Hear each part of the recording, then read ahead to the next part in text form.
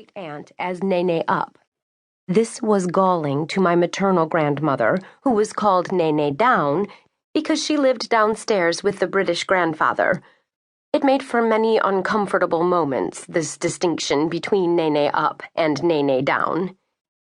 "It is a bad thing," Nene Down would grumble. "They pretend it means nothing, but down means lower. I am treated like an underling in my own house, only because my husband cannot climb the stairs. What's more, she is not your true grandmother.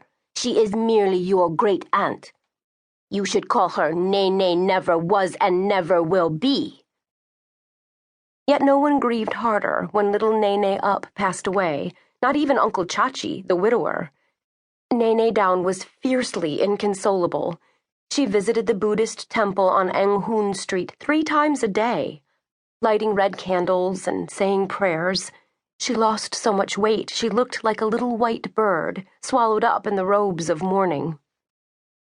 "She was my best friend," Nene Down keened. "She was my Chinese sister, my little darling. No one will ever understand me as she did." This was probably true. Their passionate quarrels, their petty jealousies, their tender truces, no one in the household knew what to make of them.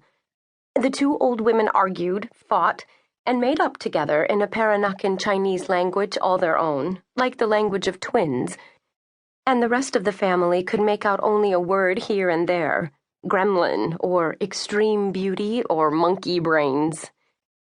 Nene Down was lost for a time without her nemesis. Her people, those of her generation, were dying out, and I kept forgetting that I no longer needed to call her Nene Down. She was now my one and only Nene. Still, the habit stuck. "Nene dear," I would say, or "Nene darling," but I never could pull it off. "Never mind the endearments," Nene would say, tapping hard on the back of my hand. Her fingertips reminded me of a woodpecker's beak. "Just call me Nene. That's easy enough to remember." And grandfather, her husband, would chuckle softly. He was born and raised in the posh West End of London in the 19th century. He still carried a brolly whenever he went outside, even when he was rolled out by Nene Down in his wooden wheelchair. She treated him like a precious baby. She never let him go out in the rain, though he carried a lifelong fondness for damp weather along with his umbrella. Most often, he ended up using it as a parasol against the hot Singapore sun. British grandfather was our most distinguished family member. I was foolishly, vainly proud of him. When he could still walk, he stood nearly 6'4" in his stocking feet, which made him stand out shockingly in Singapore, where the people were short and small-boned. I was named Agnes after his mother. Agnes was a strange name for a Singapore mixed breed like me. I am 1/2 Chinese, 1/4 Indian Muslim, and 1/4 British, so you can imagine what I look like. Dark-haired, petite, with a small mouth, strangely pale gold skin, and dark grayish eyes that changed with my mood and the weather. Singaporeans had trouble pronouncing the name Agnes, so it was shortened to Aggie. Not by British grandfather, however. He remembered to call me Agnes, even when he had forgotten everything else he had been, done, or wanted. Once he asked me if I was the pretty young nurse sent over by the hospital.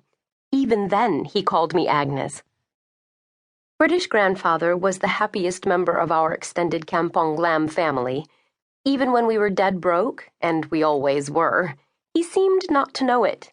His pale blue eyes crackled with life, and he was always effusing over something that he'd seen through his bedroom window, or up in the sky, or lying in the gutter of Arab Street. One day it was a stick of gum wrapped in foil. Probably it had fallen out of the coat of some American, but I snuck it into the pocket of grandfather's cashmere wrapper and made him promise not to put it in his mouth. "Can't chew," he said, clicking his teeth at me with a grin. "False uppers." "And lowers," I reminded him. British grandfather cupped his hand protectively over the gum wrapped in his pocket, as if it were